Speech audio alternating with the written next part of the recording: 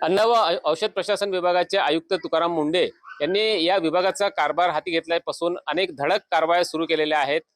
भेसळयुक्त पदार्थ जे आहे त्याला आळा घालण्यासाठी ह्या कारवाया केल्या जात आहे आणि त्याच अंतर्गत आता खुल्या खाद्यतेलावर सुद्धा त्यांनी बंदी घातलेली आहे.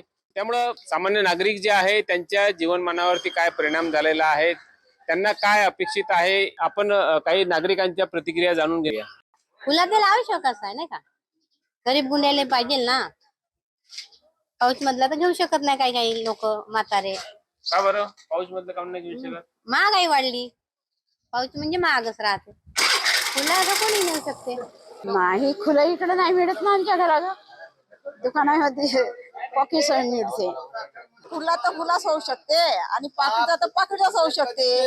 पाकिटचा म्हणजे कसं शुद्ध राहते ना, आपण कोणत्याही वस्तू काही बनवू शकतो लहान मुलाला नाही का. आणि पहिलं कसं हानिकारक होता नाही का, माशा वगैरे पडत होत्या. आता काही पाकिटचा म्हणजे शुद्ध राहते, पॅकिंगचा राहते, याच्यामध्ये काही हे नाही राहत नाही का. पॅकिंगचाच येत आहेत सगळ्याकडे. रेट कमी पाहिजे होता, काहून ते एवढ्या गरीब गुंड्या माणसाला नाही का थोडा भाव कमीच पाहिजे. काहून तर मग रोजी कमी ना भाव जास्त, म्हणजे आपल्या रोजगाराला थोडसा घेण्याला अकडते ना, साधारण माणसाला नाही का अकडते ना. 200ची रोजी कराल, एक पाकिटचं किती आहे म्हणल्यावर आणि 160-70चा घ्याल तर का परवडते जी. सणासुदीच्या वेळेमध्ये असे साखरेचे भाव एकदम विकोपाला जात गेले. 70-75 रुपये किलो खाणे अशक्य होते.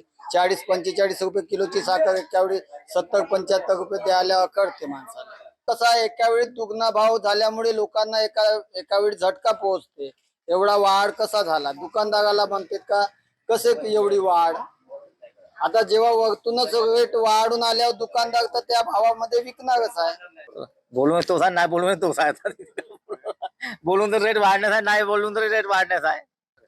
बहुत बेकार वाटते. महागाईमुळे चाय पेना किंवा इतर काही स्वीट वस्तू खाण्याच बंद करावं लागेल. लोकशाही मराठी ऐका, पहा, जागरूक रहा.